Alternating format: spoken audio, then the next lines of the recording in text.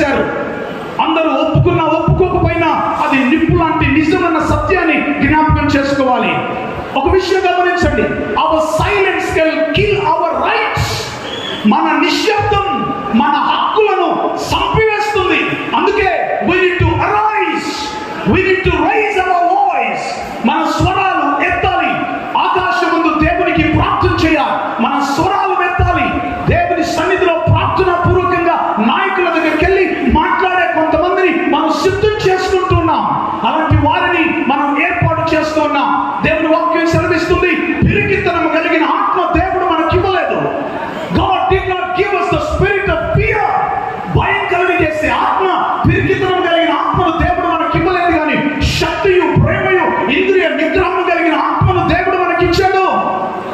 Bible ఎప్పుడు కూడా ప్రోత్సహించే ఒక మాట ఏంటంటే ప్రార్థించాలి, పని చేయాలి. ప్రార్థించాలి, పని చేయాలి. ప్రార్థన చేస్తూ ఉంటే కూర్చుంటే సరిపోదు. Bible always encourages to pray and to rise up and work. లేచి మనం పని చేయాలి. దేవుడు మోషేను పిలిచి అన్నాడు, మండుచున్న పొదల నుంచి దేవుడు అతనికి ప్రత్యక్షమై, మోషే, నా ప్రజల యొక్క వెట్టి చాకిరి, నా ప్రజల యొక్క వెట్టి పనులను నేను చూశాను, వారి కన్నీటిని నేను చూశాను, వారు నాకు మొరపెట్టిన మొరలు నేను విన్నాను. I have seen the affliction, I have seen the oppression of people. భారతదేశంలో క్రైస్తవులు లేక దళిత క్రైస్తవులు అణిచివేతకు గురి అవుతున్న పరిస్థితులు మనం చూస్తున్నాం. అయితే మోషేతో దేవుడు అన్నాడు, you have to rise up. నువ్వు లేవాలి, వెళ్ళి నా పక్షంగా ఫరో ఎదుటికి వెళ్ళాలి. ఈరోజు మనందరం కూడా ఇక్కడ సమకూడబడి మనం చేస్తున్న పని ఏంటో తెలుసా?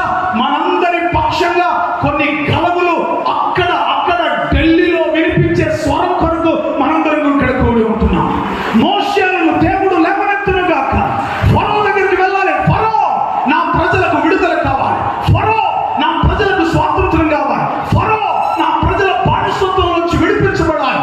ఫరో, రాజా, నీవు రాజరికంలో ఉన్న నా ప్రజల విడుదలను నా దేవుడు కోరుకుంటున్నాడు అని మన పక్షాన స్వరం వినిపించే మోషేలు లేపబడుదురు గాక.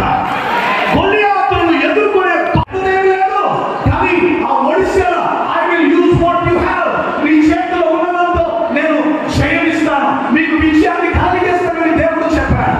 ఇశ్రాయేలీయుల పక్షంగా నిలబడి గొలియాతును జయించడానికి చిన్న అల్పుడైన దావీదును దేవుడు నిలబెట్టి వాడుకున్నాడు. వింటున్నారా? మిత్రాక్రమం గల బలాఢ్యుడు. నువ్వు గానగ చాటున దాక్కునే వ్యక్తివి కాదయ్యా. నువ్వు గానగ చాటున నీ పని నువ్వు చేసుకొని నీ బ్రతుకు నువ్వు బ్రతుకుతాం అనుకునే స్థితి కాదు. లేవు, మిథ్యానీయుల దగ్గరికి వెళ్ళు, నువ్వు యుద్ధం చేయి. మేము అణగారిన వాళ్ళం అయ్యా, మా జాతి తక్కువ అంటున్నారు. అయ్యా, మీది తక్కువ జాతి అంటున్నారు, మీరు కులం తక్కువ అంటున్నారయ్యా. అంటే అయితే ఏంటి? అయితే ఏంటి? మీరు తక్కువ అయితే ఏంటి? మీరు తక్కువ జాతి అయితే ఏంటి? లేకపోతే మీ సంఖ్య తక్కువ అయితే ఏంటి? దేవుడు అంటున్న మాట ఏంటో తెలుసా? యెహోవా, నీకు కూడా భారతదేశ పౌరులం, ఇక్కడే పుట్టాం, ఇక్కడే పెరిగాం, ఇక్కడే మన దేశం భారతదేశం. నేను ప్రపంచ దేశాల్లో చాలా ప్రకటిస్తాను. భారతదేశపు ఆరాధనను నేను నేర్పిస్తాను. భారతదేశపు జెండాను నేను ఎగరవేస్తాను. ఎందుకంటే I'm proud to be an Indian Christian. వందనాలు, స్తుతులు, స్తోత్రాలు చెల్లిస్తూ ఉన్నాం. ఈ మంచికాల సమయంలో ప్రభువా, చెప్పబడిన ప్రతి మాట కూడా విన్నటువంటి మా అందరి హృదయాలలో నాటుకొని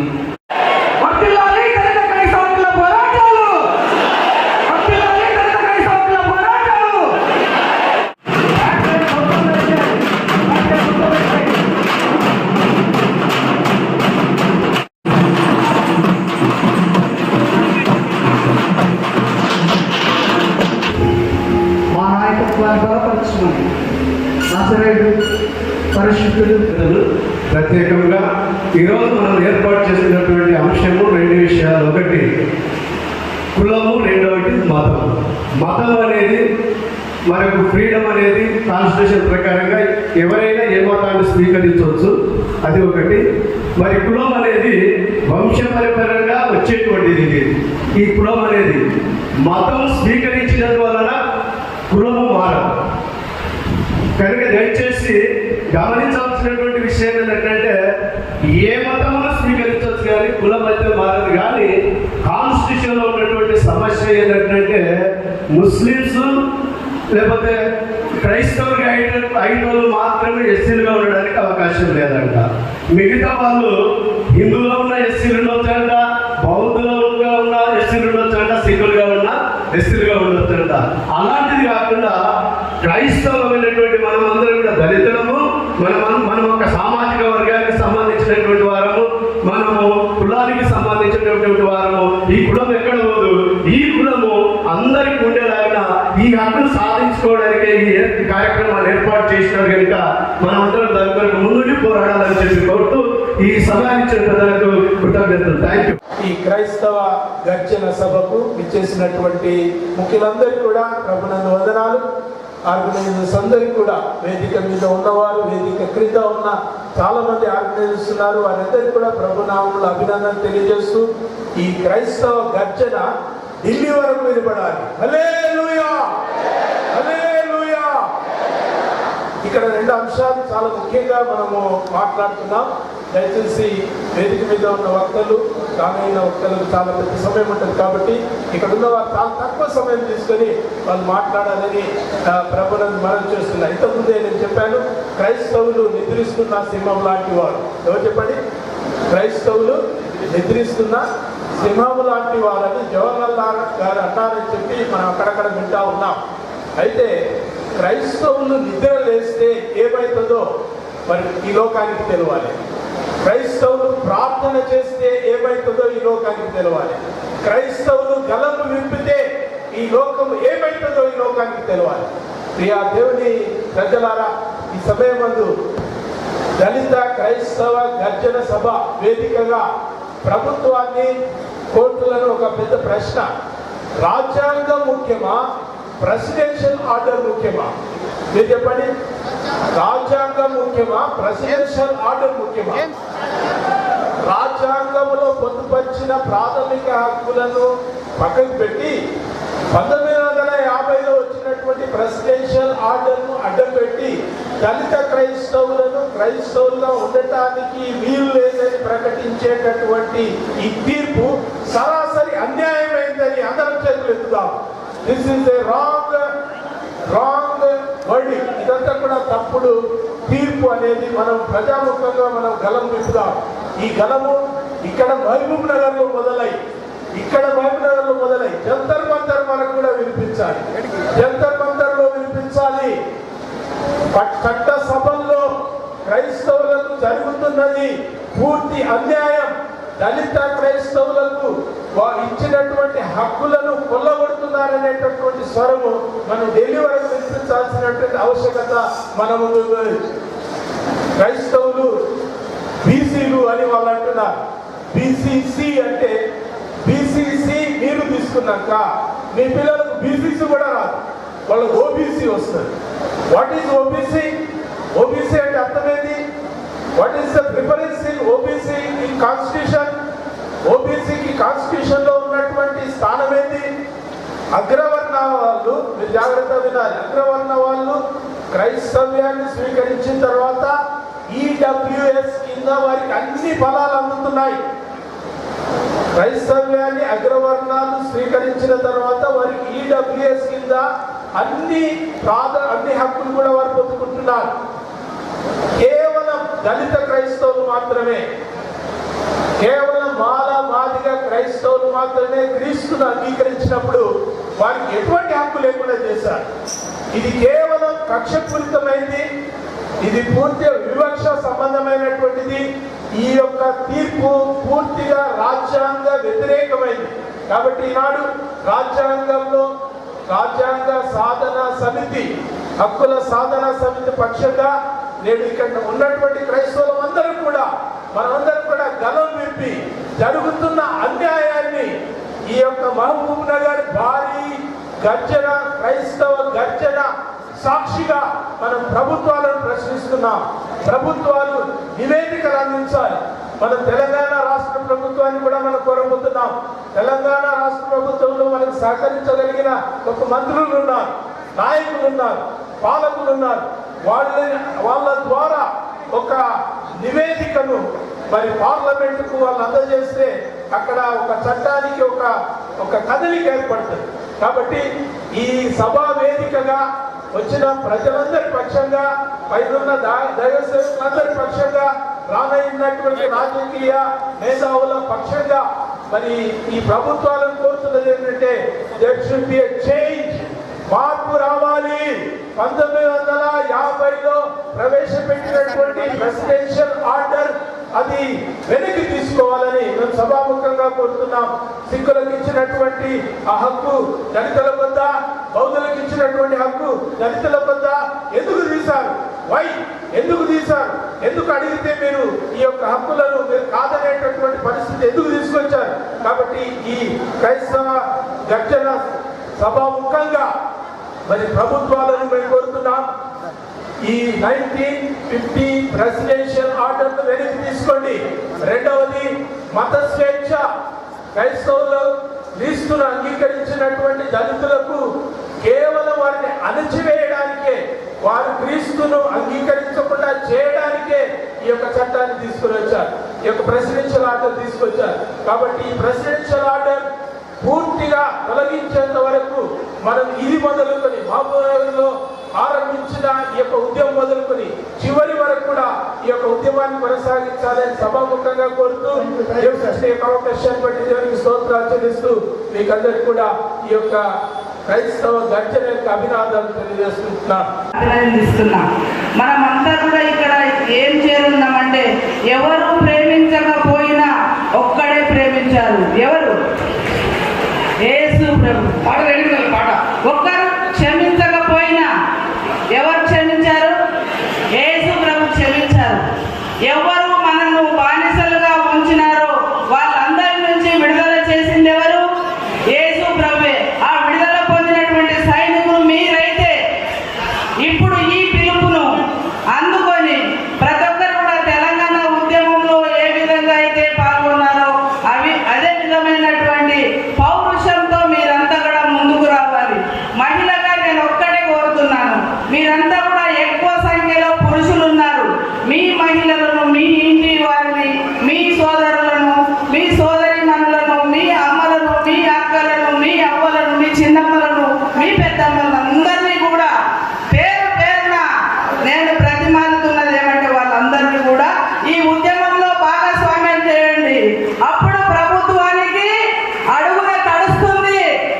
ఓకే, అందరికీ కూడా పేరు పేరున ధన్యవాదాలు తెలియజేస్తూ, నాకైతే నా వ్యక్తిగతంగా చెప్పేదేమంటే, నాకు మాత్రమే ఈ రిజర్వేషన్ అవసరము, నా పిల్లలకు అవసరం లేదు. ఎందుకంటే నేను ఒక రెడ్డిని పెళ్లి చేసుకున్నాను, నా రిజర్వేషన్ వదిలేసుకున్నాను.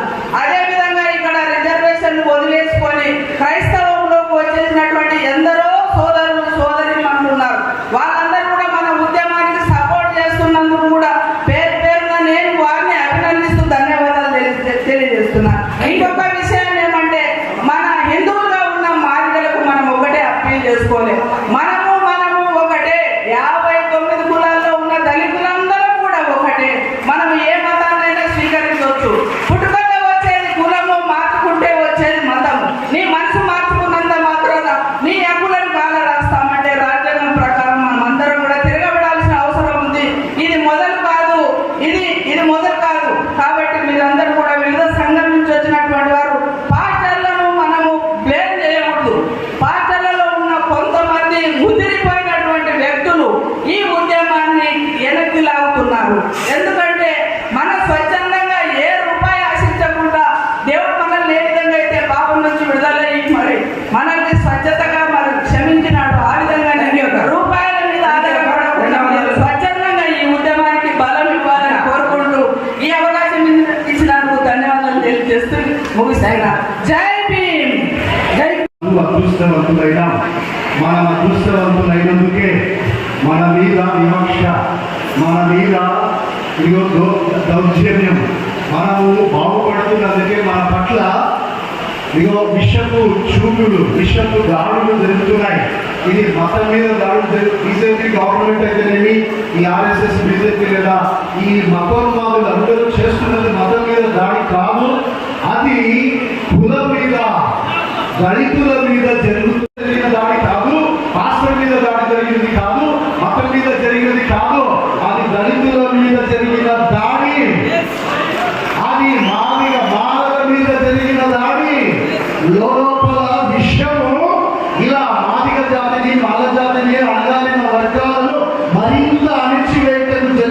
పెద్ద కుట్ర. ఈ కుట్రలో మనమందరం ప్రతిరోజు నలిగిపోతున్నా కూడా చింతలేదు. వారికి రకరకాల గుంపులున్నాయి, రకరకాల సంస్థలున్నాయి, రకరకాల సహాయాలున్నాయి. మన మీద పగబట్టి అణచివేతకే గవర్నమెంట్ సాయం చేస్తుంది, గవర్నమెంట్ పనిచేస్తుంది. మేలుకోవాల్సిన సమయం ఇది. క్రైస్తవ లోకమా, అడగాలన్న నా దళిత బాంధవులారా దయచేసి గమనించండి. మనం అంతా ఇదిగో కులాలు, మనము దళిత కులం, మతం క్రైస్తవ మతం, మతమే లేని ఒక మంచి మార్గంలో మనం ఉంటే ఓర్వలేని ఇదిగో ఇందాక మన సహోదరుడు పెద్ద కులం అది, మన వంశంలో పెద్ద కులస్తులం. మన మీద దాడి జరుగుతుంది. ఎక్కడ దాడి జరిగితే క్రైస్తవుడి మీద కానీ, సంఘం మీద కానీ, శ్రావకుడి మీద కానీ ఎక్కడ జరిగినా అది నా మీద దాడిగా భావించాలి, అక్కడే అరికట్టాలి. స్త్రీలు మేల్కొనండి, పురుషులు ఎవరస్తులు మేల్కొనండి. ఆ వనపర్తిలో మా మీద దాడి జరిగితే అక్కడ ప్రియులు సహోదరులు ఒక ఆయన సాంసోన్ సేన ఏర్పాటు చేసి మా అండగా ఉన్నాడు. ఈ రోజు మనం సాంసోన్ సేనగా లేవాలి. జై భీమ్! జై భీమ్! రాస్తారు ఇందాక అన్నట్లు ఒక చేతిలో రాజ్యాంగం ఉండాలా, మరొక చేతిలో బైబిల్ ఉండాలా.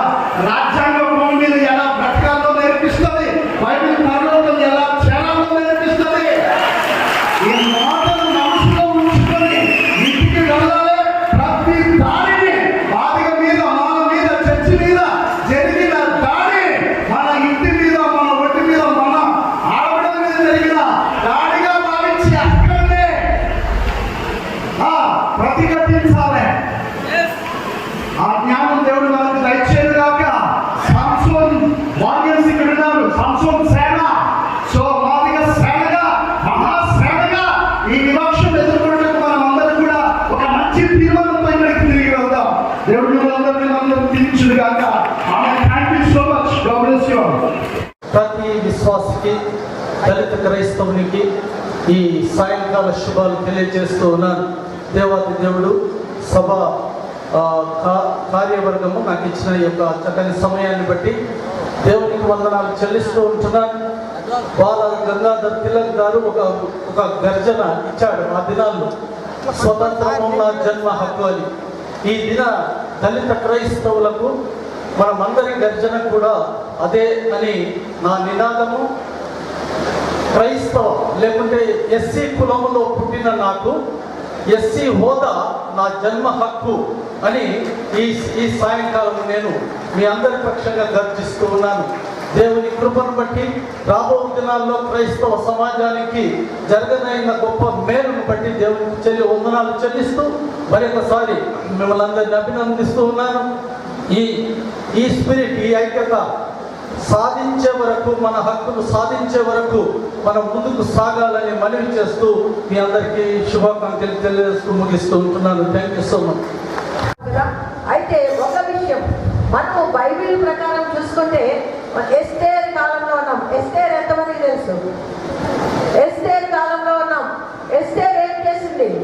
చట్టాన్ని వ్యతిరేకమైన చట్టం తెచ్చినప్పుడు మరి రాజు అశ్వరసు రాజు వ్యతిరేకమైన చట్టం తీసుకొచ్చి యూదులందరినీ కూడా నశింపజేయాలని ఆ గొప్ప చట్టం తెచ్చినప్పుడు ఎస్తేర్ రాణి ఏం చేసింది అంటే, ఏం చేసిందో మనందరికీ తెలుసు. క్రైస్తవులుగా ఉపవాసం ప్రకటించి ప్రార్థన చేసింది. ప్రార్థన చేసినప్పుడు ఏమైపోయింది?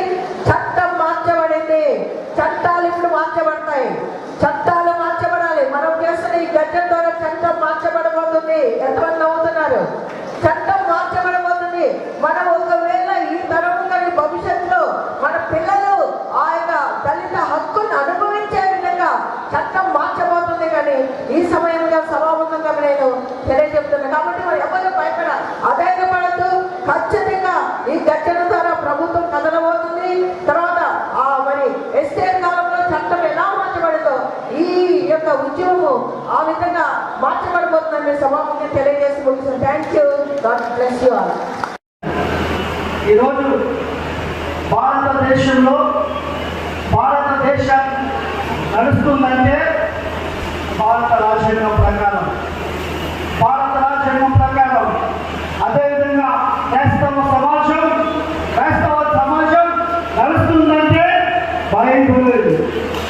బైబిల్. కాబట్టి మనము రెండు నినాదాలు చేయాల్సిన అవసరం ఉంది. అదేంటంటే praise the Lord, praise the Lord. జై సమయంలో మాకు దుఃఖం వేసింది.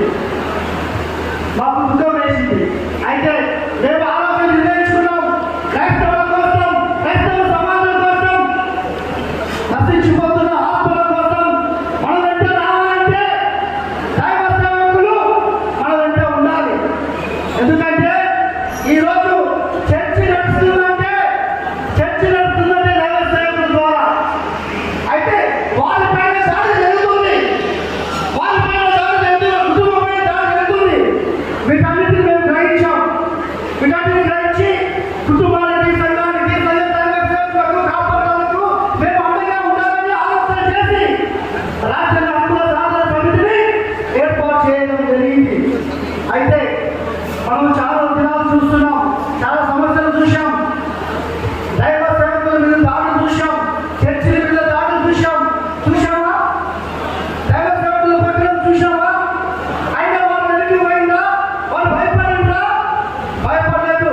మళ్ళీ తిరిగి ప్రార్థన చేసుకొని తిరిగి వాళ్ళు దేవశక్తులు పొందుకొని మళ్ళీ సేవ పక్షాలు ముందుకు సాగిండు. అవునా? ఎందుకు? ఆత్మీయ బిడ్డలమైన మనము వారికి అండగా ఉన్నాము. కాబట్టి ఈరోజు ఆత్మీయ బంధువులుగా, ఆత్మీయ అన్నలుగా మనకు మాస్టర్స్ అండదండలుగా మద్దతుగా ఉండాల్సిన అవసరం ఉంది. ఎందుకంటే మనం ఎక్కడైతే ఆత్మీయంగా మనం దెబ్బతిన్నామో ఆత్మీయ బంధువులకు మద్దతుగా ఉన్నందుకే ఈరోజు ఆత్మీయ తల్లిలో అందరూ, ఆత్మీయ సహోదరులందరూ మన మధ్యలోకి వచ్చిండ్రు. కాబట్టి మనకు రాబోయే రోజుల్లో మా యొక్క రాజ్యాంగ హక్కుల సాధన సమితి ఏ విధంగా పిలిపిస్తుందో ఆ విధంగా ముందుకు 1785 సంవత్సరంలో మన క్రైస్తవ సహోదరులు ఊచకోత కోసం దినపిల్లలు. ఈరోజు మన సహోదరులు కాలం చెడులో క్రైస్తవులను ఊచకోత కోసిండు. ఈరోజు అది గుర్తు చేసుకోవాల్సిన అవసరం ఉంది. వాళ్ళు దళితులు, వాళ్ళు చచ్చిపోవడం కాదు, వాళ్ళు దళితులు, దళిత క్రైస్తవులు అయినందుకే వాళ్ళని నరహత్య చేసిండు. ఇంత దుర్భాగ్యమైన తెలియజేసిండు. కాబట్టి వీటిని ఖండించాల్సిన అవసరం ఉంది. అన్న మాకు వచ్చినటువంటి ముఖ్య అతిథులు మీ దృష్టికి తీసుకొస్తున్నాం. మహబూబాబాద్ జిల్లాలో, ఉమ్మడి జిల్లాలో ఎంఆర్ఓలు కానీ, కలెక్టర్లు కానీ మా పైన వివక్ష చూపిస్తున్నారు, మా సర్టిఫికేట్ వివక్ష చూపిస్తున్నారు. మా కుటుంబాలకు వచ్చి మా బెడ్రూమ్లో నా ఫోటోలు ఈటలు చూసి వాళ్ళని పెట్టి అంటే మా పెళ్లి ఏ విధంగా చేసిండు, సాగు ఏ విధంగా చేసిండు కానీ వాళ్ళ ఇంట్లోకి వచ్చి జొరబడి ఈ యొక్క వాళ్ళ యొక్క అన్యాయం చేస్తున్నారా? నేను మీ దృష్టిని తీసుకొస్తున్నాం. వాళ్ళు నిజంగా మన యొక్క దత్త క్రైస్తవ శక్తికి ఇవ్వడానికి వాళ్ళు ఎంతగానో వాళ్ళు ఇబ్బంది పెడుతున్నారు. మీరు దానిపైన చర్య తీసుకొని అధికారుల దృష్టి, ముఖ్యమంత్రి దృష్టి తీసుకుపోవాల్సిందిగా కోరుతూ ఈ అవకాశం ఇచ్చినటువంటి సభల అధ్యక్షులు ఇచ్చినటువంటి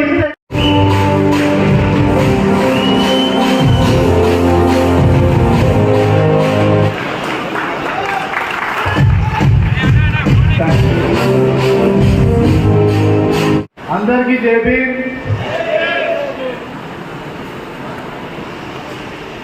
నేటి ఈ గర్జనకు ఉమ్మడి మహబూబ్ నగర్ జిల్లా నుంచి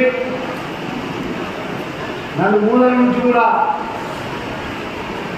విచ్చేసినటువంటి ప్రతి ఒక్క దళిత భూమికి అందరికీ కూడా ఉద్యమాభినందనలు తెలియజేస్తూ ఉన్నాం. మిత్రులారా,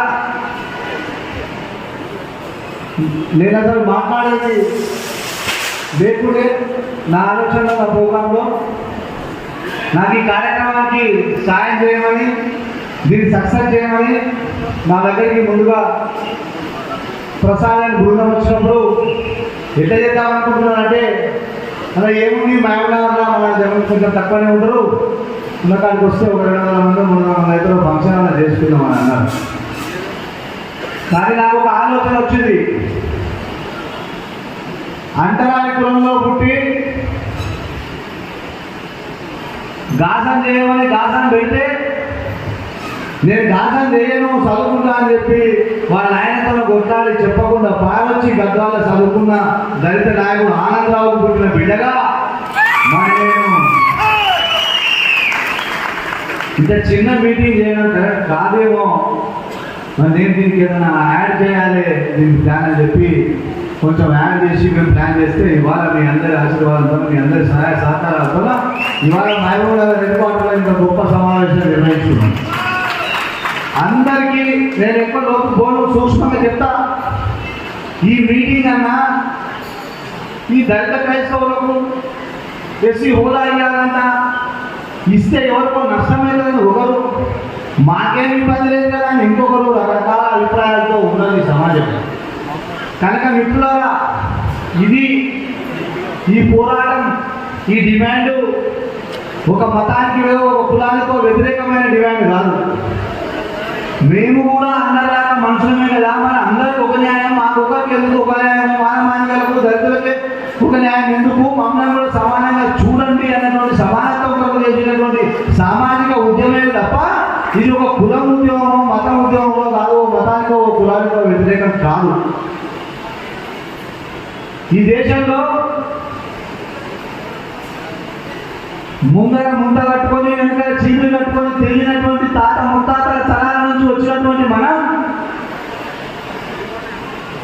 సామూహిక బాయికాడ నీళ్ళు తాగనీయకపోయేది, గుడికాడ దేవుని మొక్కనీయకపోయేది, బడికాడ పాఠాలు విననీయకపోయేది. ఆ పరిస్థితులన్నీ అనుభవించి వచ్చినటువంటి మనం ఆ పరిస్థితులన్నీ చరిత్రక సత్యాలు.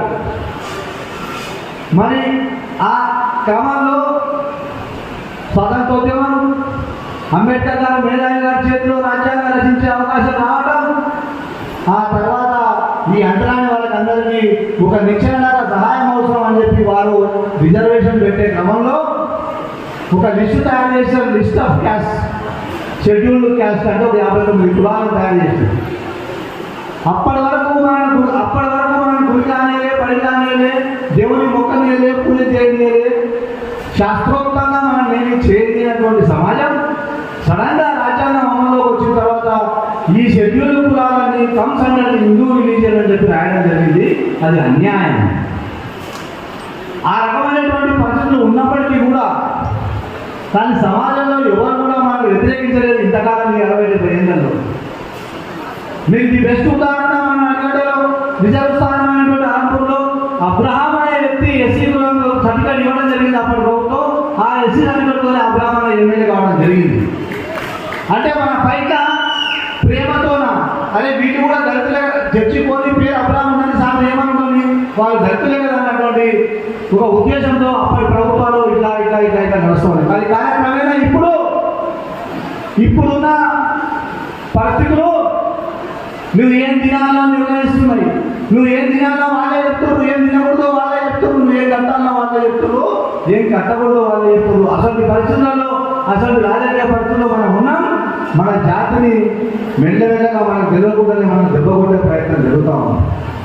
ఇవాళ ఓ రెడ్డి జీసస్ నమ్ముకుంటే ఆయన కులం పోతలేదు, ఒక వెలుమైన చర్చిపోతే ఆయన వెలుమనే ఉంటున్నాడు, ఒక యాదవ్ చర్చిపోతే ఆయన యాదవే ఉంటున్నాడు, ఒక ముద్రాజ్ చర్చిపోతే ముద్రాజే ఉంటున్నాడు. ఇంకెవరు ఏ కులమో పోయినా వాళ్ళ అదే కులం ఉంటుంది. ఒక్క ఎస్సీలు చర్చిపోతేనే వాళ్ళ కులం పోతుందన్నటువంటి దుర్మార్గమైనటువంటి పరిస్థితులకు వ్యతిరేకంగా నిరాధించడానికి ఇవాళ మనందరం ఇక్కడ జమైనామని చెప్పి మరొకసారి తెలియజేస్తున్నాం. ఇవాళ ఈ దేశంలో ఉన్నటువంటి గిరిజనులు ఎస్టీలు 40 ఎస్టీలు ఎవరైతే ఉన్నారో వాళ్ళు చర్చికి పోయినా బాధ్యత తీసుకున్నా వాళ్ళు క్రిస్టియన్ అయినా కూడా వాళ్ళకి ఎస్టీ సర్టిఫికేట్ ఉంటుంది, ఎస్టీ రిజర్వేషన్ పొందొచ్చు, వాళ్ళ హోదా అనుభవించవచ్చు. ఒక్క ఎస్సీలో ఏం అన్యాయం చేసేది? మేము నీకు అన్యాయం చేసామా, రాజ్యానికి అన్యాయం చేసామా, దేశానికి అన్యాయం చేసామా? ఒకసారి చరిత్ర జరిగి తీయండి.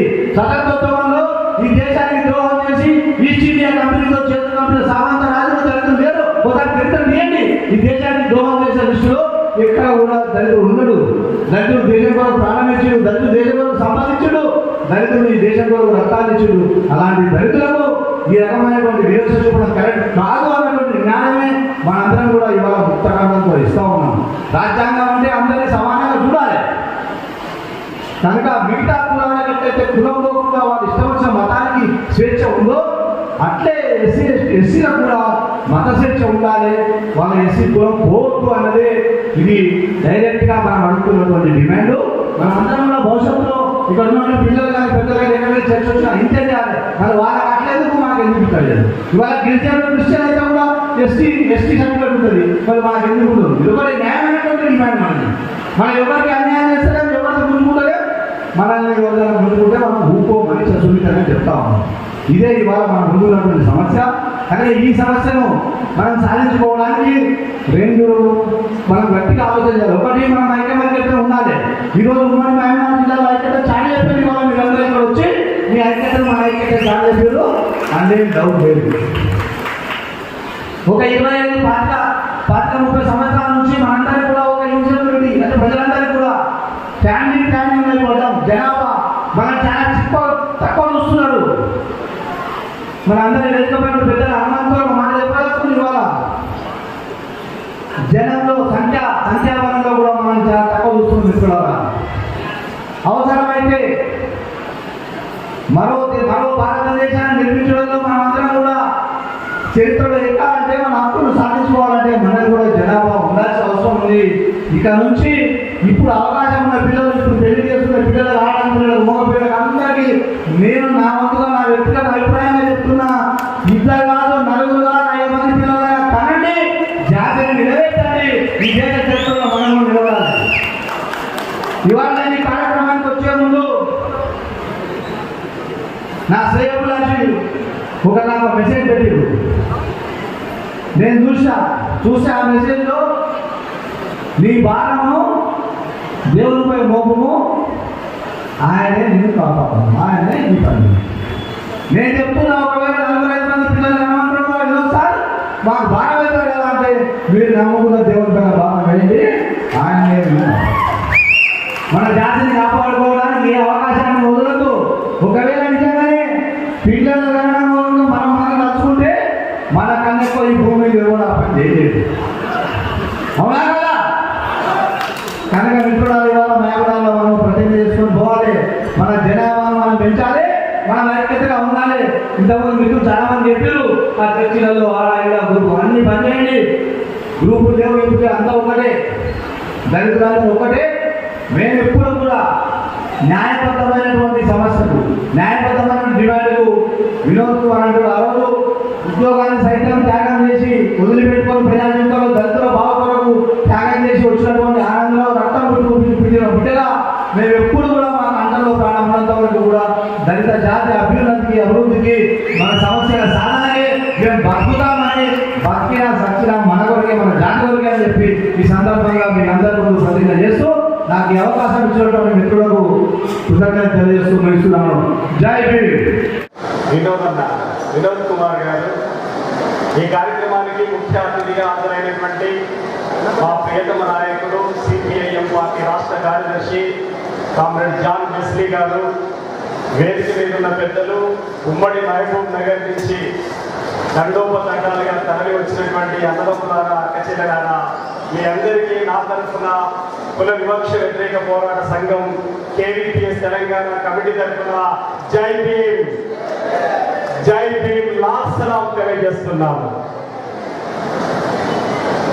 నాకు ఈ మహబూబ్ నగర్లో జరుగుతున్నది దళిత క్రైస్తవ గర్జన సభ కాదు అని చెప్పేసి అనిపిస్తుంది. ఇది భారత రాజ్యాంగ పరిరక్షణ సభగా నేను గుర్తిస్తున్నాను. కేవలం క్రైస్తవులకు జరిగినటువంటి అన్యాయంగా భావిస్తే కొన్ని పరిమితుల్లో మనం ఆలోచించినట్టయినది. ఇది భారత రాజ్యాంగ యొక్క లక్ష్యాలకి, భారత రాజ్యాంగం యొక్క స్ఫూర్తికి విరుద్ధమైనటువంటి తీర్పుకు వ్యతిరేకంగా సాగుతున్నటువంటి ఒక సామాజిక న్యాయ సమర సభగా దీనిని మనం గుర్తించాలి అనేటువంటిది చెప్పదలిచారు. 1950లో వచ్చినటువంటి రాష్ట్రపతి ఉత్తర్వులు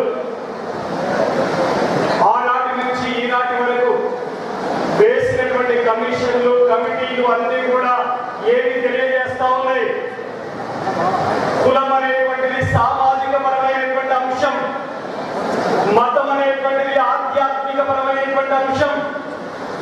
కులం పుట్టుకతో వచ్చే అనేటువంటిది ఒక వ్యక్తి తనకు నచ్చిన దేవుని విశ్వాసాన్ని అంగీకరించేది మాత్రమే. కులంతో ఏర్పడుతున్నటువంటి వంశ పారంపర్యంగా వస్తున్నటువంటి రిజర్వేషన్ ని మతంతో ఎందుకు ముడిపెడుతున్నారు? ఈ రోజు ఈనాటి సుప్రీంకోర్టు యొక్క న్యాయమూర్తులు ఇచ్చినటువంటి తీర్పు ఎవరి నాలుకల్లోకి వెళ్ళి వెలువడుతున్నటువంటి తీర్పు ఇది. మనువాద యొక్క ముసుగులోకి వెళ్ళి వెలువడుతున్నటువంటి తీర్పులు ఇవి. ఈ దేశంలో అట్టడుగు వర్గాలకి అన్యాయం చేస్తున్నటువంటి తీర్పులు ఇవి. ఈ తీర్పుని వెనక్కి తీసుకోకపోతే ఈ దేశంలో అట్టడుగు వర్గాలన్నీ గర్జించేటువంటి అవకాశం గ్యారెంటీగా ఉంటది. సుప్రీంకోర్టు కాదు, ఎవరు కూడా దాన్ని ఆపలేరు. ప్రజా గర్జన ముందు ఎవరైనా తలవంచక తప్పదు. ఖచ్చితంగా సుప్రీంకోర్టు ఈ న్యాయ తీర్పుని వెనక్కి తీసుకొని తీరుతుంది అనేటువంటి విశ్వాసంతో మీరు ముందుకు సాగాలని చెప్పి నేను కోరుతున్నాను. మిత్రులారా, మీ అందరూ గుర్తుపెట్టుకోండి, భారత రాజ్యాంగంలో ఆర్టికల్స్ చాలా స్పష్టంగా ఇంతకు ముందే మిత్రులు చెప్పిళ్ళు. 340వ ఆర్టికల్ బీసీలకు రిజర్వేషన్ ఇచ్చింది. 341వ ఆర్టికల్ ఈ రోజు దళితులందరినీ షెడ్యూలింగ్ క్యాస్ట్ గా పెట్టింది. 342వ ఆర్టికల్ ఈ రోజు షెడ్యూల్ ట్రైబ్ లో వాళ్ళందరినీ చేర్చింది. 340లో చేర్చినటువంటి ఓబీసీలకి 27% రిజర్వేషన్ వర్తించబడుతుంది భారత రాజ్యాంగబద్ధంగా. 342వ ఆర్టికల్లో చేర్చబడ్డ షెడ్యూల్ ట్రైబ్ అందరికీ భారత రాజ్యాంగబద్ధంగా వాళ్ళందరికీ కూడా రిజర్వేషన్ చేర్చబడుతున్నాయి. ఆ 7% రిజర్వేషన్ వాళ్ళు పొందుతున్నారు. కానీ 341 ప్రకారంగా షెడ్యూల్ క్యాస్ట్ లో చేర్చబడ్డ మనందరం ఈ రోజు దళితులు క్రైస్తవాన్ని స్వీకరిస్తే మీకు రాజ్యాంగ బలాలు దక్కవు, మీకు రిజర్వేషన్ వర్తించవు, SC ST atrocity prevention act మీకు వర్తించదు అని చెప్పే తీర్పు వచ్చిందంటే ఎందుకు వచ్చింది? ఇది ఒక కక్ష సాధింపు ధోరణితో వచ్చినటువంటి తీర్పుగా మనం పరిగణించాలి. ఇది దళితుల్ని అణిచివేయడం కోసం వచ్చినటువంటి తీర్పుగా మనం గుర్తించాలి. 3000 సంవత్సరాల మనుస్మృతి లక్ష్యాలు ఈ రోజు దళితుల్ని అణిచివేస్తే ఈనాటి సుప్రీంకోర్టు తీర్పులు కూడా ఆ మనుస్మృతి లక్ష్యాలకు అనుగుణంగా వస్తా ఉన్నాయి. ఆ తీర్పులు ఎవరి ప్రయోజనాల కోసం వస్తున్నాయి, ఎవరిని కాపాడడానికి వస్తున్నాయి, ఎవరికి ద్రోహం చేయడానికి వస్తున్నాయో మీరందరూ ఆలోచించమని చెప్పేసి నేను కోరుతా ఉన్నాను. 2004లో ఈ కేంద్ర ప్రభుత్వం ఆనాడు ఉన్నటువంటి కాంగ్రెస్ ప్రభుత్వం చాలా స్పష్టంగా ఒక కమిషన్ వేసింది. దాని పేరే రంగనాథ్ మిశ్రా కమిషన్. అది 2004 నుంచి 2007 వరకు భారతదేశమంతా పర్యటించింది. ఏం చెప్పింది రంగనాథ్ మిశ్రా కమిషన్? ఏం చెప్పిందంటే స్పష్టంగా వాళ్ళ తాతల తండ్రుల కాలం నుంచి వాళ్ళందరూ కూడా ఎస్సీ మాదిగలుగా మామూలుగా ఈ 59 ఉపకులాలుగా తెలంగాణలో 61 ఉపకులాలుగా ఆంధ్రాలో ఇట్లా కొనసాగుతూ వస్తున్నారు. వాళ్ళ ఇళ్ళన్నీ ఊరికి చివరిలోనే ఉన్నాయి. వాళ్ళ ఆడలను వసే అంటున్నారు. వాళ్ళ క్రిస్టియానిటీ స్వీకరించిన వాళ్ళే దాడులు జరుగుతున్నాయి. వాళ్ళ మొగలని అరే వరే అని చెప్పేసి అంటున్నారు. సాటి మనిషిని మనిషిగా గౌరవించట్లేదు. పశువులు గౌరవించేటువంటి ప్రజలు ఒకవైపున ఉన్నారు, సాటి మనిషిని నీచంగా చూసేటువంటి ప్రజలు మరొక వైపున ఉన్నారు.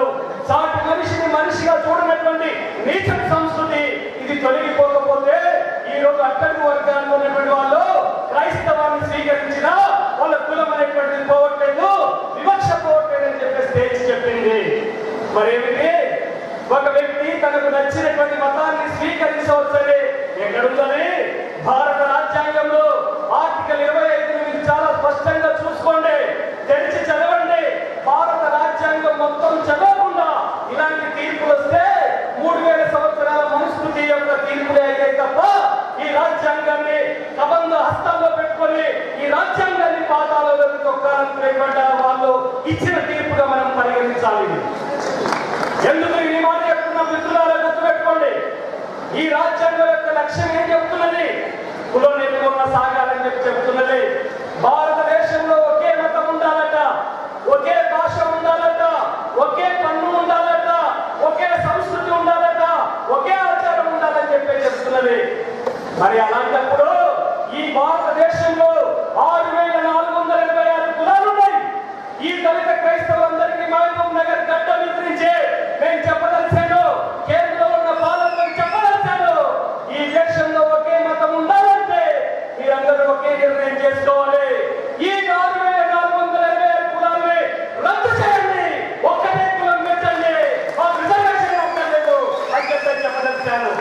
పెడతారా అని చెప్పేసి అడుగుతున్నాను. ఈ దేశంలో దళితులకి ఈ రోజు కూడా 6 కాలం కష్టపడితే రెక్కడుతున్న డొక్కడుతున్న పేదవాళ్ళుగా ఉన్నారు. ఆ రోజు పూట గడవాలంటే ఆ రోజు రెక్కల ఆస్తులుగా పెట్టుకొని రెక్కలు అమ్ముకుంటే తప్ప పుట్ట గడవనటువంటి పరిస్థితి ఉన్నది. మరి ఈ పరిస్థితులలో వాళ్ళందరి చేతులకి భూములు పంచుతారా? ఈ రిజర్వేషన్ మాకు అక్కర్లేదు. ఈ దేశం ఉన్నటువంటి పరిశ్రమల్ని మా ఆదినాయకుడు ఉన్నటువంటి మా మహనీయుడు ఉన్నటువంటి డాక్టర్ బాబాసాహెబ్ అంబేద్కర్ చెప్పిండు, భారత రాజ్యాంగం కంటే ముందు రాష్ట్రాలు మైనార్టీలు అనేటువంటి ఒక పుస్తకాన్ని రాసిండు బాబాసాహెబ్ అంబేద్కర్. ఏం చెప్పిండు దాంట్లో? భూమి జాతీయీకరణ చెయ్యండి అన్నాడు. ఈ పరిశ్రమ మొత్తాన్ని జాతిపరం చేయండి అని చెప్పిండు. ఆ పరిశ్రమలలో కార్మికులకు యాజమాన్య వాటా ఉండాలని చెప్పిండు. ఆచరిస్తారా మీరు? ఒకే కులం పెడతారా మీరు? పరిశ్రమలు జాతీయం చేస్తారా మీరు? భూముల్ని పంచుతారా మీరు? ఇవన్నీ ఏమి చేయకుండా వివక్షమే కొనసాగుతూ ఉంటే మరి కమిషన్లన్నీ కూడా తెలియజెప్పిన తర్వాత కూడా ఈ తీర్పులు ఎందుకు వస్తున్నాయి? ఇప్పుడు మీరు గుర్తుపెట్టుకోండి, ఈ 2024లో మరో కమిటీ వేశారు, కేజీ బాలకృష్ణన్ కమిటీ. ఈ కమిటీ కూడా దేశం అంతటా తిరిగింది. ఈ కమిటీ కూడా ఏం నివేదిక వచ్చింది? కొన్ని రోజుల్లో బహిర్గతం అవుతుంది. ఏమొచ్చింది? కేజీ బాలకృష్ణన్ కమిటీ ఓపెన్ చేయండి, బహిర్గతపరచండి. దళిత క్రైస్తవులందరూ కూడా వివక్ష లాగే కొనసాగుతుంది. వాళ్ళ ఇళ్ళన్నీ ఊరి బయటనే ఉన్నాయి, వాళ్ళకు భూములు లేవు, వాళ్ళకి రిజర్వేషన్ కోల్పోతున్నారు, వాళ్ళ బతుకులు చిత్రమవుతున్నాయని చెప్పారు. డాక్టర్ బిఆర్ అంబేద్కర్ ఇంగ్లాండ్కు వెళ్ళాడు. ఇంగ్లాండ్కు వెళ్ళినప్పుడు మన దగ్గర విలేకరులు వచ్చినట్టే అంబేద్కర్ దగ్గర కూడా విలేకరులు వచ్చారు. ఏమైనా అంబేద్కర్, నువ్వు ఇండియాలో కులానికి వ్యతిరేకంగా పెద్ద పోరాటం చేస్తున్నావు, అసలు కులం అంటే ఏంటి అని చెప్పేసి అడిగారు విలేకరులంతా. అప్పుడు అంబేద్కర్ ఏం చెప్పాడంటే, అయ్యా మీరందరూ నన్ను ఇంగ్లాండ్లో అడుగుతున్నారు, కులం ఉన్నది ఇండియాలో అయితే మీరు నన్ను ఇంగ్లాండ్లో అడుగుతున్నారు, నేను చెప్పినా మీకు అర్థం కాదంటాడు అంబేద్కర్. కులం ఉన్నది ఇండియాలో అయితే మీరంతా నన్ను ఇంగ్లాండ్లో అడుగుతున్నారు, నేను చెప్పినా మీకు అర్థం కాదంటాడు అంబేద్కర్. అయినా చెప్పాలి అని చెప్పేసి పట్టుబడతారు వాళ్ళు. అప్పుడు అంబేద్కర్ ఏం చెప్పారంటే, ఒక తల్లి ఇటుకలు ఎత్తుకొని నిచ్చెన మీదకి వెళ్ళి పైకి ఇటుకలు అందిస్తా ఉంది. అప్పుడు ఏం చెప్పారంటే అంబేద్కర్, ఇండియాలో మీ కులం అర్థం కావాలంటే ఇదిగో ఈ నిచ్చెనకి వెళ్ళి చూడండి అంటాడు అంబేద్కర్. అంటే మీకు ఏమర్థమైంది? ఇప్పుడు ఇండియాలో ఏ 2 కులాలు సమానం కాదు. నిచ్చెనకు ఒక మెట్టు పైన ఉంటే మరొక మెట్టు కింద ఉంటుంది. దగ్గర మాదిగ దగ్గరికి వచ్చి దొరలు పిలిస్తే మాదిగ రెడ్డాయిల దగ్గరికి దొరలు పిలుస్తాడు. కాబట్టి ఒక కులం నీచంగా చూడబడుతుంది, మరొక చోట సంతృప్తిని పొందుతుంది, ఒక చోట అవమానాల పాలవుతుంది, మరొక చోట గౌరవాన్ని పొందుతుంటది. అందుకనే ఈ కుల వ్యవస్థ అనేటువంటిది ప్రపంచంలో ఎక్కడా లేదు, మా దేశంలో మాత్రమే ఉంది. ఇది పారదోలకుంటే, ఇది క్యాన్సర్ జబ్బు కంటే, ఇది ఎయిడ్స్ జబ్బు కంటే చాలా ప్రమాదకరమైనటువంటి జబ్బుగా ఉంది. అందుకే దానికి వ్యతిరేకంగా పెద్ద పోరాటం మేము నిర్మిస్తున్నామని చెప్తాడు బాబాసాహెబ్ అంబేద్కర్. కులం ప్రాతిపాదికన వచ్చినటువంటి రిజర్వేషన్స్ అన్నింటినీ కూడా ఈరోజు మొత్తానికి ముడిపెట్టడమే గడివి. ఒకవేళ అట్లే ముడిపెడితే 1956లో క్రిస్టియన్ ఆర్డర్ వస్తే, మీరు 1950లో క్రిస్టియన్ ఆర్డర్ వస్తే 1956లో పంజాబ్ రాష్ట్రం అంతా కూడా అగ్గై తగిలింది.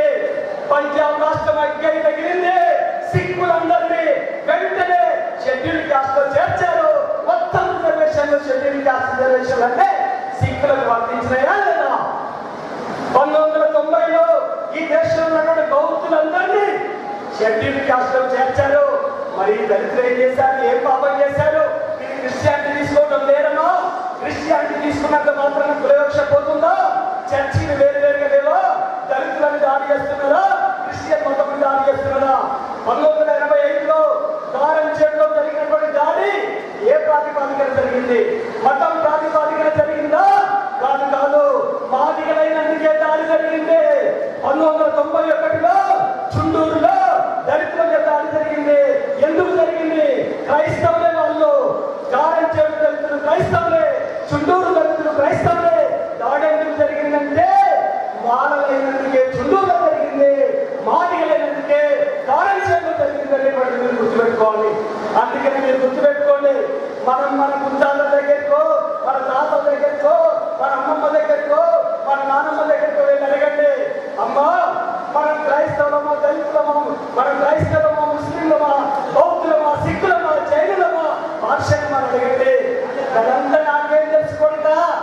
మాదిగ దాన్ని అంటది. కులం మాత్రమే తెలిసి ఇండియాలో. అందుకనే గుర్తుపెట్టుకోవాలి, ఈ రిజర్వేషన్ వచ్చిందే కులం ప్రాతిపాదికన వచ్చింది అనేటువంటి మనం గుర్తుపెట్టుకోవాలి. ఈ రోజు మీరు గుర్తుపెట్టుకోండి, ఈ రాష్ట్రంలో కూడా చాలా సభలు జరుగుతున్నాయి. బ్రదర్ అనిల్ కుమార్ కూడా సభ పెడుతున్నాడు. ఎక్కడైనా బ్రదర్ అనిల్ కుమార్ మీద దాడి జరిగిందా? దాడి జరగలేదు. బ్రదర్ అనిల్ కుమార్ మీద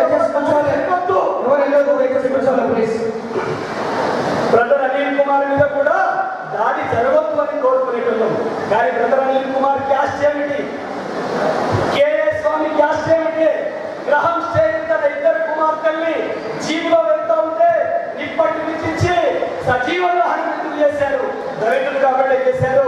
వరంగల్ జిల్లా పరికాలలో 2014లో రాష్ట్ర తత్వాన్ని ఎందుకు కిరాతకంగా హత్య చేశారు? దళితుడైనందుకే చేశారు. అందుకనే ఇక్కడ దళితుడైనందుకే దాడులు జరుగుతున్నాయి, దళితుడైనందుకే వివక్ష జరుగుతుంది, దళితులైనందుకే రాజ్యాంగ హక్కులు తొలగిస్తా ఉన్నారు. ఇది మనం గుర్తుపెట్టుకోవాలి. మనం ఉదాహరణకి మనందరం క్రైస్తవులుగా చర్చిలో వెళ్తున్నాం. మరి మన పెళ్లిలో జరుగుతున్నాయి. విశ్వాసం ఇస్తా క్రైస్తవులా కాదని ఒకవైపు అడుగుతున్నాం, మరొక వైపున మాదిగ క్రైస్తవుడైతే మాదిగ బిడ్డ కోసమే ప్రయత్నం చేస్తున్నాడు, మాల క్రైస్తవుడైతే మాల బిడ్డకై ప్రయత్నం చేస్తున్నాడు. అందుకే ఈ మనువాద వ్యవస్థలో పుట్టిన ప్రతి బిడ్డ కులం ఆధారంగానే జీవిస్తా ఉన్నాడు అనేటువంటి గుర్తుపెట్టుకోవాలి. అందుకే ఈ రిజర్వేషన్ అనేటువంటిది కులం ఆధారంగా వచ్చింది. కాబట్టి దీనికి ఖచ్చితంగా మనం రిజర్వేషన్ ఫలాలను పొంది తీరుతాం. మీకు ఇక్కడ ఉన్నోళ్ళకి ఎవరికైనా నమ్మకం ఉందో లేదో, మన రిజర్వేషన్ కోల్పోతామనే భయం ఉండదో ఆలోచించండి.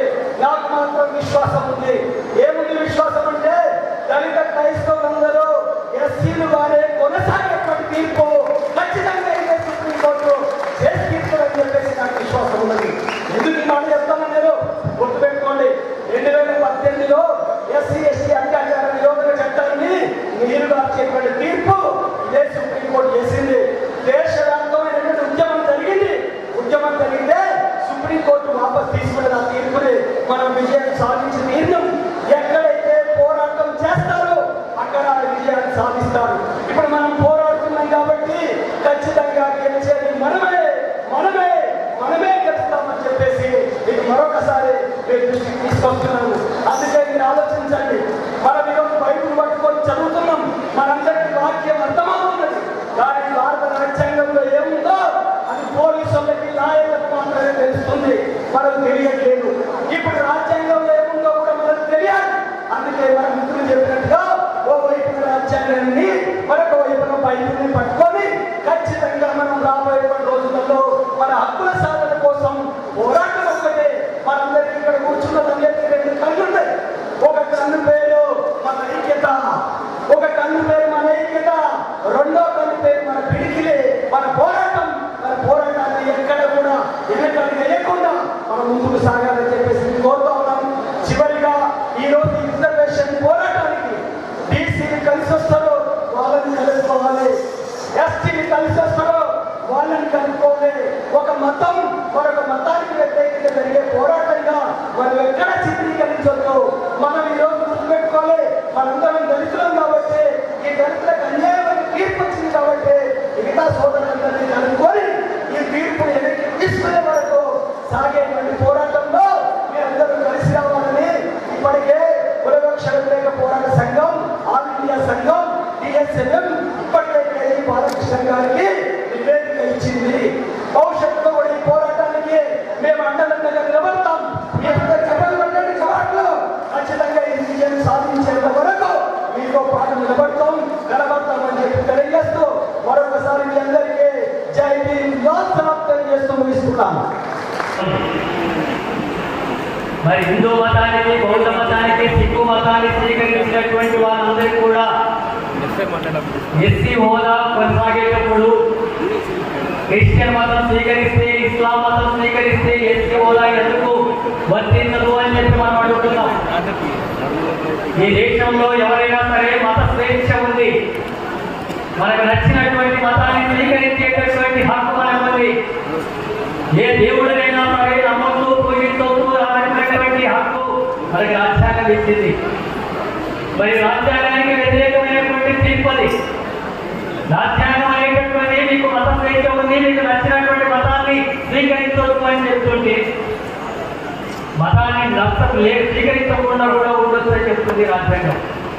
మరి అలాంటప్పుడు ఈ రెండు మతాలను స్వీకరిస్తేనే మీకు ఎస్సీ హోదా వర్తించదు, మిగతా మతాలు స్వీకరిస్తే ఎందుకు వర్తిస్తుంది అని చెప్పంటే కోర్టు ఏమంటుందంటే క్రిస్టియన్ మతంలో కానీ ఇస్లాం మతంలో కానీ కులాలు లేవు, కుల వివక్ష లేదు, ఇతర వాటిలో ఆ రకమైనటువంటి ఉంది.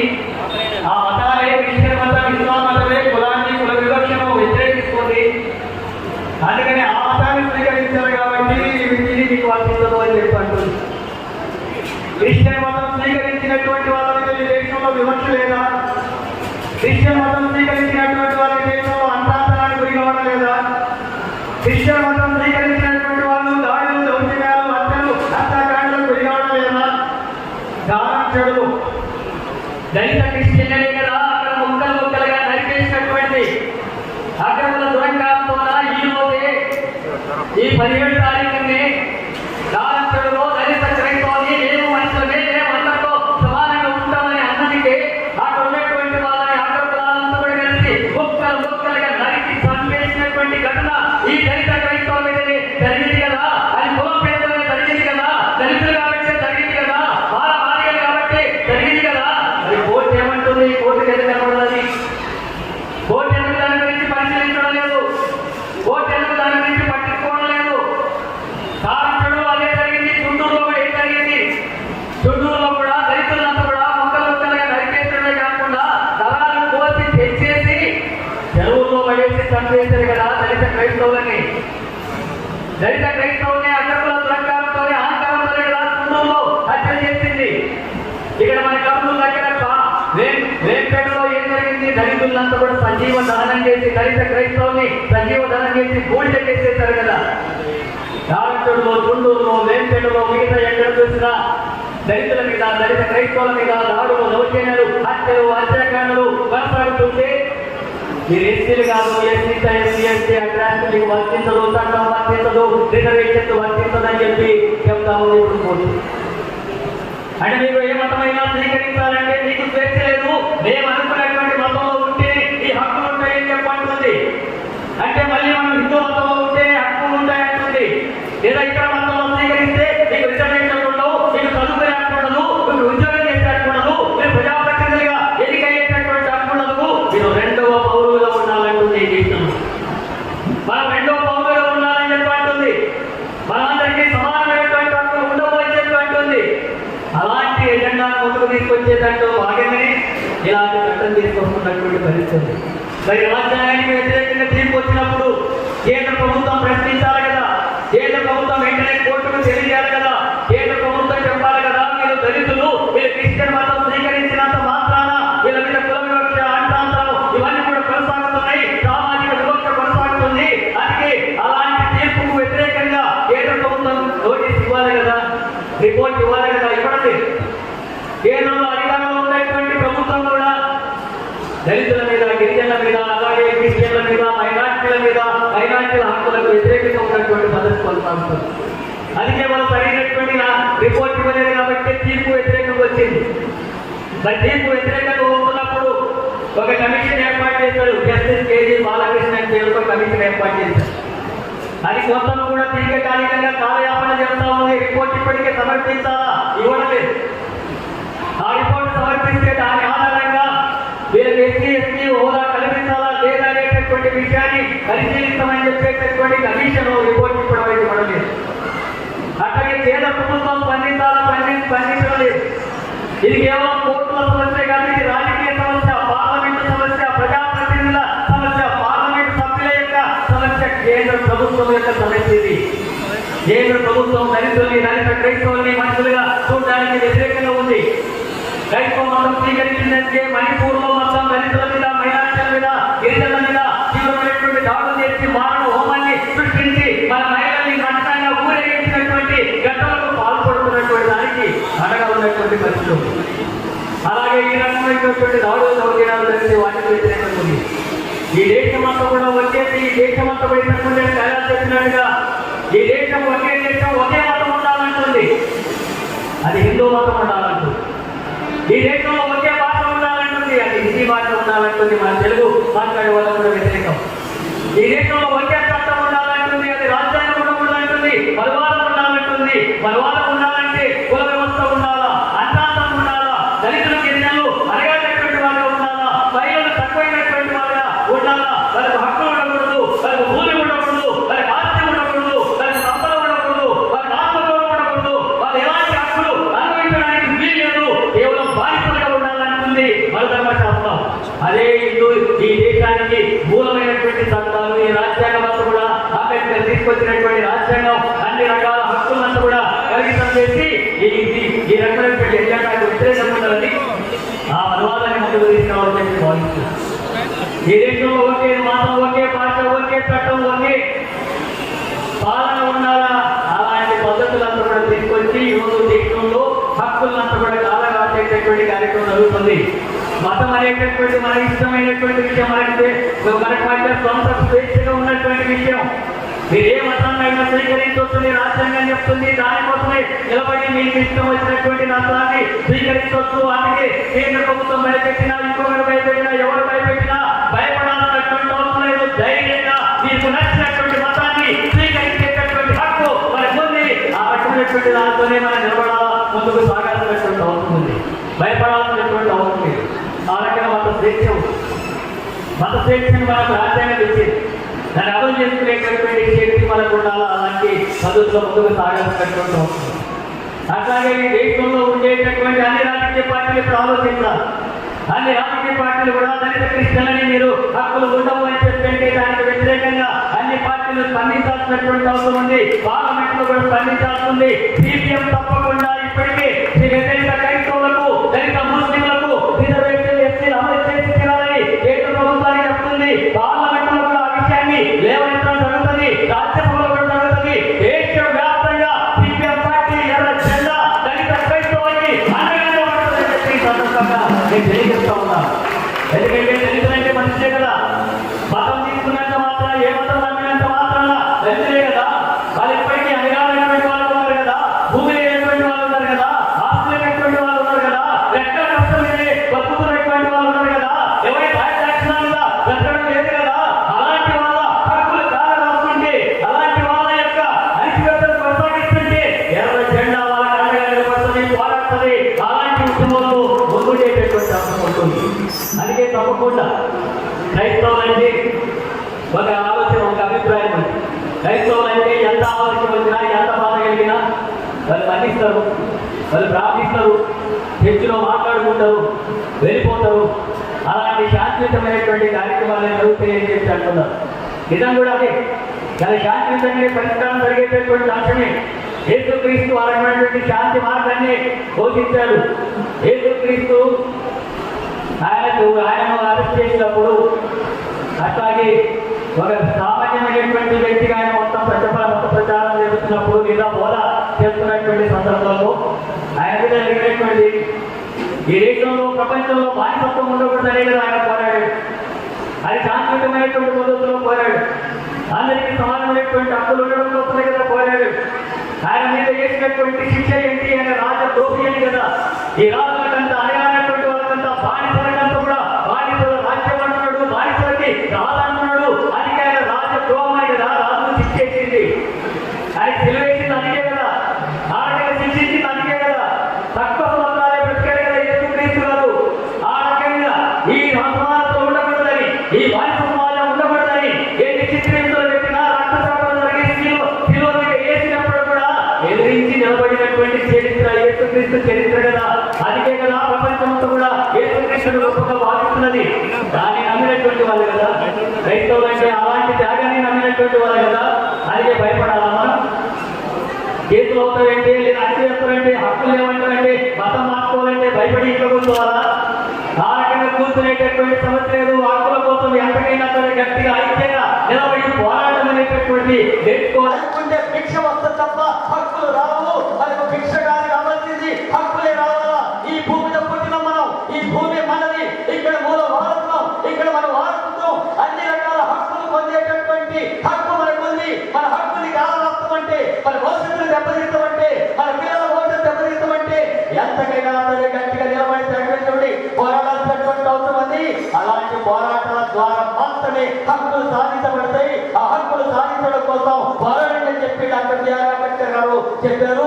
అలాంటి వారసత్వాన్ని కొనసాగించాల్సినటువంటి అవసరం ఉంది. కమ్యూనిస్టులు ఎట్లాగో పోరాడతారు. మీరు రాకపోని మీ హక్కుల కోసం పోరాడుతుంది ఎర్రజెండా కమ్యూనిస్టు పార్టీ అని మీకు తెలియజేస్తున్నాను. మీరు రాకపోని ఇప్పటికే దేశవ్యాప్తంగా సిపిఎం పార్టీ అన్ని రాష్ట్రాల్లో దళిత క్రిస్టియన్లకంతా కూడా ఎస్టీ హోదా అమలు చేయాలని చెప్పి డిమాండ్ చేస్తుంది. ఇప్పుడు ఆదివాసులు కూడా ఇంకా ఇబ్బంది పెడుతున్నారు. వాళ్ళు కూడా అండగా నిలబడి పోరాడుతుంది. తెలంగాణ రాష్ట్రంలో పోరాడుతున్నాం. రేపు భవిష్యత్తులో కూడా ఈ పోరాటాన్ని సిపిఎం పార్టీ పోరాడుతుంది. ఎందుకంటే అది న్యాయమైనటువంటి సమస్య, అడగాలనేటువంటి తరగతుల సమస్య, ముఖ్యంగా సమాజంలో వేల సంవత్సరాలుగా అణచివేతకు గురైనటువంటి దళితుల సమస్య. ఆ న్యాయమైనటువంటి పోరాటానికి, సామాజిక న్యాయం పోరాటానికి సిపిఎం పార్టీ పూర్తిగా అండగా ఉంటుందని చెప్పి తెలియజేస్తూ, ముఖ్యంగా మన జిల్లాలో ఉమ్మడి మహబూబ్నగర్ జిల్లాలో ఉన్నటువంటి మొత్తం దళిత క్రైస్తవులంతా కూడా అనేక గ్రామాలు నాకు ప్రత్యేకంగా కూడా తెలుసు.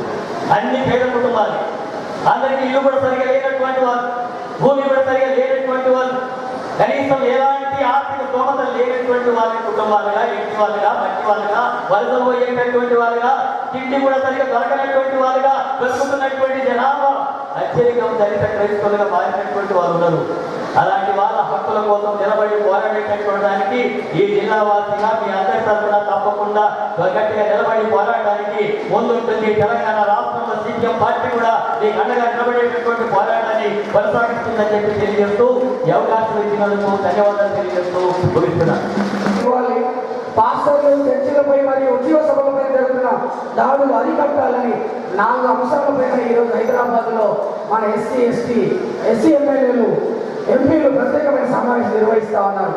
ఆ సమావేశంలో గౌరవ పార్లమెంట్ సభ్యులు డాక్టర్ మల్లు రవి గారు పాల్గొంటూ క్రియాశీలక పాత్ర పోషిస్తున్నారు మన సంపత్ కుమార్ మాజీ ఎమ్మెల్యే అలంపూర్ గారు. ఇద్దరు కలిసి ఆ సమావేశంలో ఉంటూ తీర్మానం కూడా అక్కడ తీర్మానం చేశారు. అందరు ఎస్సీ ఎమ్మెల్యేలు కలిసి ఒక తీర్మానం చేయించారు. ఈ 4 అంశాల మీద మనం కట్టుబడి తెలంగాణ ప్రభుత్వం. ఆ తీర్మానం చేసిన తర్వాత వాళ్ళందరూ కలిసికట్టుగా ఇప్పుడు క్యాబినెట్ మీటింగ్ జరుగుతూ ఉంది హైదరాబాద్ లో. ముఖ్యమంత్రి మన ఊరి బిడ్డ రేవంత్ రెడ్డి గారి సారథ్యంలో ఈ ప్రజాపాలన ప్రభుత్వం నడుస్తూ ఉంది. వాళ్ళ క్యాబినెట్ సమావేశానికి ఇప్పుడు అక్కడ డాక్టర్ మల్లు రవి గారు, సంపత్ కుమార్ గారు అక్కడ ఉన్నారు. ఎస్సీ ఎమ్మెల్యేలను తీసుకొని వెళ్ళారు. అక్కడ మాట్లాడడానికి ముఖ్యమంత్రి టైం ఇచ్చారు. ఈ అంశాన్ని ముఖ్యమంత్రి గారు చర్చించి వెంటనే ఢిల్లీలో అవసరమైతే సీఎం ఆఫీస్కి ప్రధానమంత్రి క్యాబినెట్ మాట్లాడే అవకాశం ఉంది. ఆ చర్చ అక్కడ జరుగుతున్న సమయంలో పెద్దలు మల్లు గారు, సంపత్ కుమార్ గారు ఒక మాట చెప్పారు. ఎప్పుడు అందిన సమాచారం అందరూ భావించదు. ఇదే అంశంలో మేము ఇక్కడ ఉండి ఈ తీర్మానం చేయించాం కాబట్టి ముఖ్యమంత్రి గారు ప్రకటించిన వాటి మాట్లాడుతున్నాం, క్షమించమని కోరుతూ మరొక మీటింగ్ ఇలాంటి పెట్టే సభ ఒక గ్రౌండ్లో చేసుకున్నాం. తర్వాత దానికి సిద్ధంగా ఉంటాం, కదిలి వస్తాం. అప్పుడు ఎస్సీ ఎమ్మెల్యేలు అందరూ కూడా ఉమ్మడిలాగా వస్తామనేటువంటి మాట ఇప్పుడే సంపదన మాకు అందించినటువంటి సంపదన సమాచారం మీకు తెలియజేస్తా ఉన్నా. మరొక మాట, హక్కుల నేత మాదిగల మహానేత పద్మశ్రీ మందకృష్ణ గురించి ఒక మాట చెప్తా. సామాజిక ఉద్యమాల సమరశీలి, సామాజిక న్యాయవాది, సోషల్ రిఫార్మర్, ఎస్సీ వర్గీకరణ ఛాంపియన్, ఆరోగ్యవంతమైన సమాజ నిర్మాణమే లక్ష్యమై ఆరోగ్యశ్రీ పథకానికి స్ఫూర్తి అయి గుండె జబ్బులతో బాధపడుతున్న పిల్లల గుండెకు బలమై వికలాంగుల ఊతకరమైన ఉద్యమాల వీరుడు, అనగారిన ప్రజల చీకటి బతుకుల్లో సూర్యుడు, మాదిగానే పదానికి గౌరవం తెచ్చిన ఆత్మగౌరవ ప్రతీక, దళితులు పీడితుల ఆత్మగౌరవానికి అచంచల సరంగా అందించిన గొంతుక, సామాజిక న్యాయం కోసం నిరంతరం గెలపెత్తుతున్న ధైర్యవంతమైన నాయకుడు, అనగారిన వర్గాల హక్కులు, సమాన అవకాశాల కోసం సుదీర్ఘకాలంగా ఉద్యమిస్తున్న ఉద్యమాల ముద్దుబిడ్డ మన మాదిగల పెద్ద పులిబిడ్డ, కష్టాలు ఎదురైనా తన అభిప్రాయాలను నిర్భయంగా వ్యక్తపరిచే ధైర్య సాహసాల ప్రతిరూపం, దళితుల ఐక్యత, ఆత్మగౌరవం కోసం అహర్నిశలు కృషి చేస్తున్న ఉద్యమం యోధుడు, అన్యాయాన్ని ప్రశ్నించడం ప్రజాస్వామ్య బాధ్యతని తన కార్యాచరణ ద్వారా చాటిన లీడర్, రాజ్యాంగ స్ఫూర్తిని ప్రజల్లోకి తీసుకెళ్లేందుకు కృషి చేస్తున్న సామాజిక ఉద్యమకారుడు, సామాజిక రంగంలో పద్మశ్రీ అవార్డు గ్రహీత మందకృష్ణుడు, ఈ మంద కాపాడై దళిత క్రైస్తవ హక్కుల పరిరక్షకుడై నిలుస్తున్న మందకృష్ణ కూడా ఈ సమయంలో క్షమించమని కోరాడు. నల్గొండ జిల్లాలో దళితులపై దాడి జరిగింది, మర్డర్ అయింది. ఆ మర్డర్ కేసులో పోలీస్ ఎస్పీ దగ్గరికి వెళ్ళి అక్కడ ఉన్నాడు. నేను బయలుదేరి నాసరేయుడి పరిస్థితులు ఉపయోగిస్తారు. తిరిగి రామాయణ చేసేసాను మీతో ప్రార్థన చేస్తున్నాను.